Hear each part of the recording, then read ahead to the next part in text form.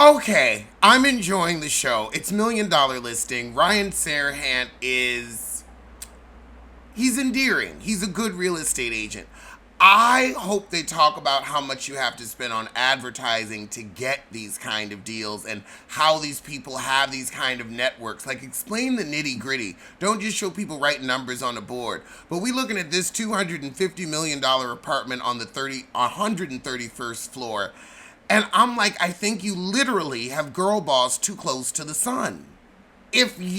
Those apartments are great until the electricity goes out.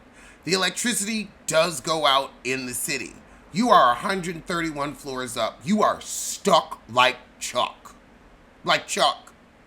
And also, helicopters fly below you. We know New York has not the best airplane and building relationship. I wouldn't do it. I'm cool. The 20th floor can be a pain in the ass. I lived on like the 8th floor. I think I lived on the 20th floor at one point.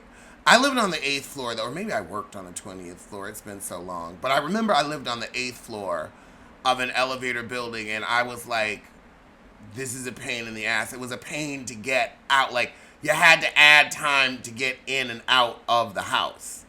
And I'm like, no thank you. No thank you. Wow, there's only 3,000 people that can afford that apartment. What does that say about the cost of real estate? Ryan, we don't need to know that you 6 feet 3 inches. Unless you're gonna get on OnlyFans, shut it up. Shut it up. So now back at the office, we got Jordan, who got $20 million in contract. He's a cute gay one. I like that we've got some black agents that are veteran. So now we have this agent, Chloe. She's somewhat new, but already sold $100 million worth of real estate. She said, well, I just cold called a bunch of people in the Hudson Yards area, or Hudson Gardens, Hudson something.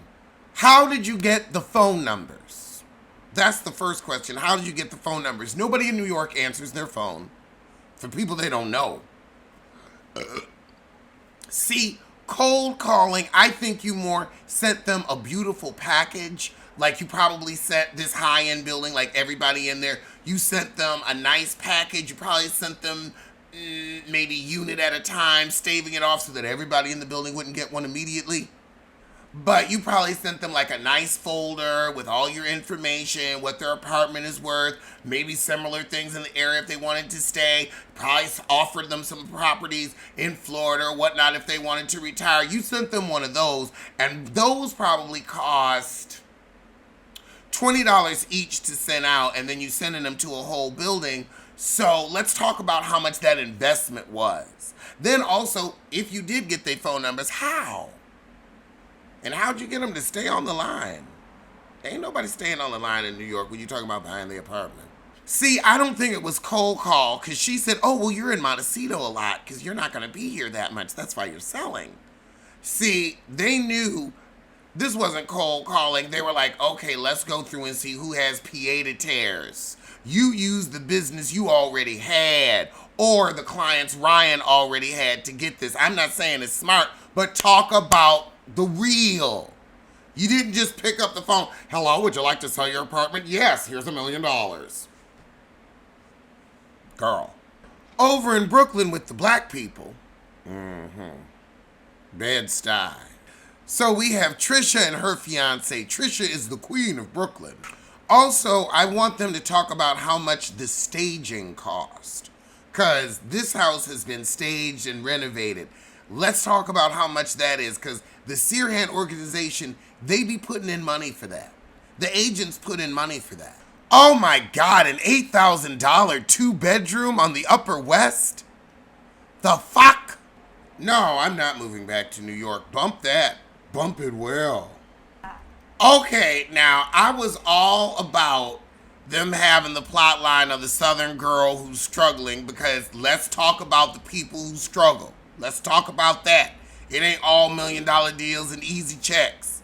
It makes I'm watching, and as someone who's done it, they are leaving out so much minutia. They're leaving out the high and the low season. I mean, then this heifer saying, oh, I have so many clients. I'd love for you to help me out. Yeah, when you write and look like that, people will say things like that to you. All right, now we got an issue with the Stuyvesant house. Let's talk about how you have hiccups at the end of the deal. You've done all the work and then they don't want to sign the lease. They don't want to sign the paperwork. Or they money get funny. Talk about it. So Katie wasn't able to get that buyer for the $250 million apartment. So now he gonna bring in some more of his top people. I mean, when you only have 1,000 customers on earth that can't afford it, people may not want the crap. All right, well, that was the shit. It was a cute first episode. So the episode opens with Jennifer and her married brother and her gay brother, and do we care? I hope you're off the show next season. Jennifer whines that Teresa doesn't have her back, but who's the idiot for thinking that Teresa would have their back? Baby, it's you. Baby, it's you. Teresa couldn't even have her own back in her court case, but you think she gonna have your back. I ride for Teresa and Dolores. You mean you're a suck-up. You're a suck-up. And a phony suck-up at that. But now you gonna tell Teresa you pissed, and that ain't gonna work. Meanwhile, across town, Rachel goes over Danielle's for a children's playdate. Rachel wants to throw an elevated pajama party, and I'm like, I don't know, girl. These jamma jams never go well. However, she's not inviting Teresa, but she is inviting Jen and Jackie Fessler. But she is inviting Jen Fessler and Jackie Goldschwager and Jackie Goldfinger. Over with Teresa, she says she has proof that Margaret's been talking to Louis' ex the whole time. All right, helpful. Across town, Black Dolores stops by Jen Fessler's. But all topic turns to the fact that Teresa's thin as a bird because she's so nervous about this case with Louis. After that, Jennifer Aiden goes to dinner with Teresa to let Teresa know you've done all this bodybuilding, but you're not strong enough to have my back. Maybe I shouldn't have yours so tough. I felt so alone. I don't know why you expect loyalty from Teresa. The one who always talks about loyalty never gives it. Teresa said, well, I didn't know it was going to get physical with you and Danielle. And she said, when I see you altercating, I jump in because that's my personality. I don't let you get your ass whooped. Teresa says, well, I'm sorry you feel that way, but now I'm going to whine about Louis. And Jennifer Aiden goes along with, because Jennifer Aiden doesn't love herself. But now it's the night of the slumber party, or the stay over. They're gonna stay over but not sleep over. So all the heifers show up supposedly to have a good time. And Rachel decides to pull Jen Fessler aside to get on the good foot. So Jen Fessler says, well, I never brought you up to Teresa and Gia. I wouldn't do that. And Rachel said, well, I wish you had filled me in privately rather than publicly. So Rachel apologizes for making Jen feel pushed aside, unimportant, disrespected, disregarded like an old shoe. So now that that's over, we go and enjoy the kiss reader. Jennifer Aiden asked Jackie about her little memoir, and she said it's selling. It's not going to be a New York Times bestseller. Girl, they're going to ask you for your advance back. Don't nobody care about that book.